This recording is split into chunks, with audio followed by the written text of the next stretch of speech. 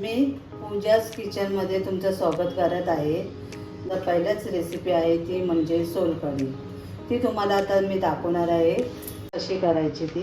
त्याच्यासाठी लागणारे साहित्य म्हणजे अर्धी वाटी ओला नारळाचा खोबरा, त्याचे तुकडे आपण करायचे पातळ।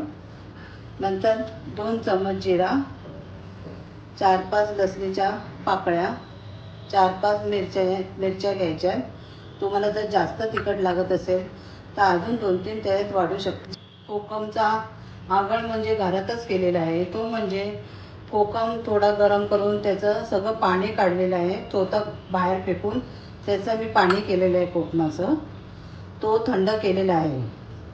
नंतर मीठ घेतलं आहे 2 चमच आणि थोडीशी कोथिंबीर, एवढं साहित्य। आता आपण सुरुवात करूया रेसिपीला। आपण पहिल्यांदा खोबरं टाकायचं, म्हणजे 1 वाटी घेतलेलं आहे ओलं खोबरं। त्याच्यानंतर आपण 4-5 मिरचीचे तुकडे, मिरच्या घ्यायच्या, 4-5 पाकळी लसणीच्या आणि 2 चमच जिरा टाकायचं। आपल्याला जर तुम्हाला पाहिजे असेल जास्त जिरा टाकते का, कारण त्याचा वास चांगला येतो, त्यासाठी मी तो जिरा टाकते। त्याच्यात आपण थोडंसं म्हणजे आपल्याला ग्राइंड होईल खोबरं, तसं पातळच करायचं आहे तो। मी त्याच्यात ॲड केलेला आहे। चला मिक्सरला आपण ऑन करूया आणि खोबरं ग्राइंड करून घेऊया।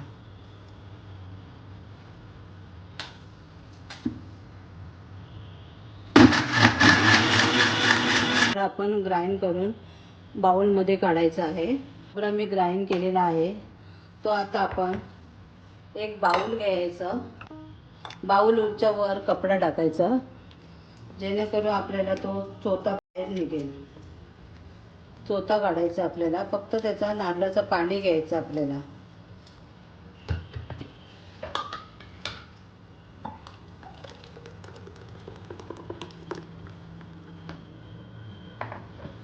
नारळाचं पाणी टाकल्यानंतर तो चोथा असेल तो आपण पिळून घ्यायचा।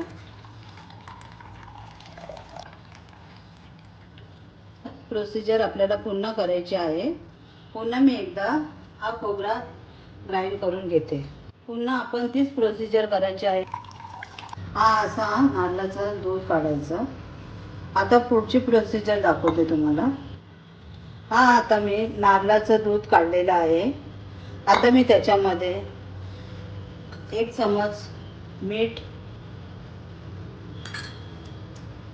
आणि जो मी कोकमाचा आगळ केलाय तो मी टाकते। 2 चमच किंवा 3 चमच, जसं तुम्हाला आंबटपणा पाहिजे, आंबट पाहिजे असेल सोलकढी तर ते आंबट करू शकता, कमी प्रमाणात तुमच्या प्रमाणे करायचं। आणि तो चांगलं चमच्याने हलवून घ्यायचा।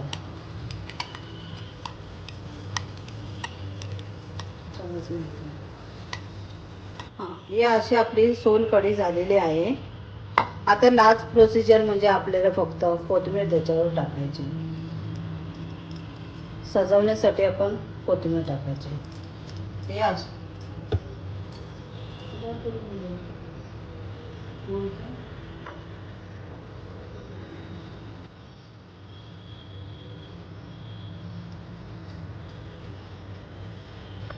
माझी सोलकढी झालेली आहे, ती आता मी ग्लासात ओतते।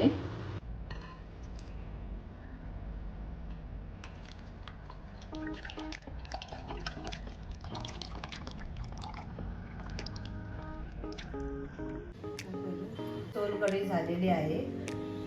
ही सोलकढीची रेसिपी आवडली असेल तर या व्हिडिओला लाईक, शेअर आणि कमेंट करा आणि माझ्या चॅनलला सबस्क्राईब करा। नमस्कार।